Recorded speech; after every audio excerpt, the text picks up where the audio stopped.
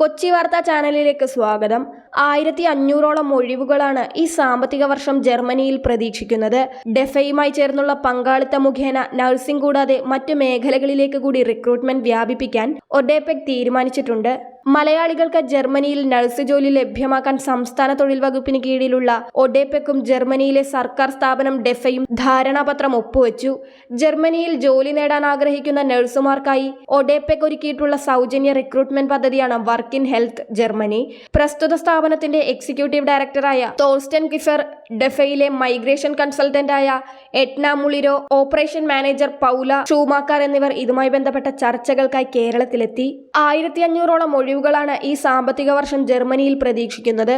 ഡെഫയുമായി ചേർന്നുള്ള പങ്കാളിത്ത മുഖേന നഴ്സിംഗ് കൂടാതെ മറ്റ് മേഖലകളിലേക്ക് കൂടി റിക്രൂട്ട്മെന്റ് വ്യാപിപ്പിക്കാൻ ഒഡെപെക് തീരുമാനിച്ചിട്ടുണ്ട്. സൗജന്യ ജർമ്മൻ ഭാഷാ പരിശീലനവും ഒഡെപെക് നൽകും. ഇതുകൂടാതെ നഴ്സുമാർ ജർമ്മനിയിൽ ചെന്നതിനു ശേഷം രജിസ്ട്രേഷന് വേണ്ടി പാസ്സാകേണ്ട പരീക്ഷയ്ക്കായി നാട്ടിൽ നിന്ന് തന്നെ അവരെ പരിശീലിപ്പിക്കാനും ഒഡെപെക് പദ്ധതിയിട്ടിട്ടുണ്ട്.